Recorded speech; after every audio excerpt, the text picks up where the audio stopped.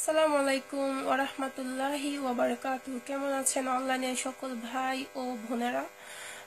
আসলে এর আগে আমি আমার একটা ভিডিও দিয়েছিলাম, এটা আমার নাম্বার 2 ভিডিও। আজকে আমি আমার এই ভিডিওতে আপনাদের সাথে কিছু কথা বলতে চাই, আর যাকে নিয়ে কথা বলতে চাই তার নামও বলছি। তার নাম হচ্ছে আবুল কাশেম। আসলে দেখেন, আমি স্পেশাল ভাইয়াদের কাছে রিকোয়েস্ট করতেছি যে আসলে যে আবুল কাশেম যে ছেলেটা আসলে খুব গরিবের একটা ছেলে। আসলে ও একটা জন্ম নিবন্ধন কার্ডের জন্য সে তার পড়াশোনা সবই বন্ধ। তার যে পড়াশোনা যে না করলে যে একটা ভালো একটা চাকরি করবে, বরং একটা চাকরি করবে, একটা চাকরিতে যাবে, তার সেই রাস্তাটাও তার মাঝে নাই।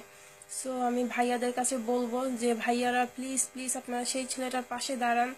আসলে আমি আপনাদেরকে কি করে বলবো, আসলে ছেলেটা আমার কিছু লাগে না, তাও আমি অনলাইনের মধ্যে আসলে ছেলেটার সাথে অনেক অনলাইনের মধ্যে পরিচয় ছেলেটার সাথে, মানে ছেলেটার অনেক ভিডিও দেখি। খুবই কষ্ট লাগে, খুবই দুঃখ লাগে, কিছু করতে চাইলেও করতে পারবো না যেহেতু আমি মেয়ে মানুষ।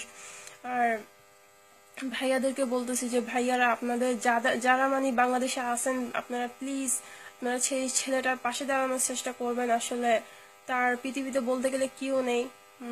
মা আছে, তার মা তো পাগল, আপনারা আপনারা তো জানেনই খুব ভালো করে। সো আমি আপনাদের কাছে আজকে রিকোয়েস্ট করব যে আপনারা নিশ্চয়ই আমার কথা রাখবেন, আর আশা করি রাখবেন।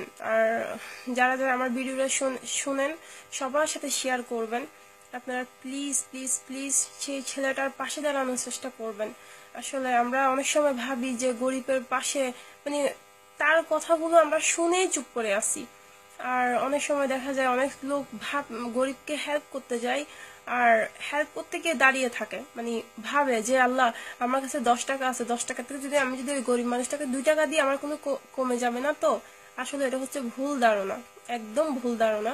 আপনি যখন কাউকে হেল্প করবেন, আপনি যদি 5 টাকা মনে করেন গিফট করছেন গরিবকে, আপনার উল্টা আল্লাহ আপনাকে আরো 20 টাকা বাড়াই দিবে।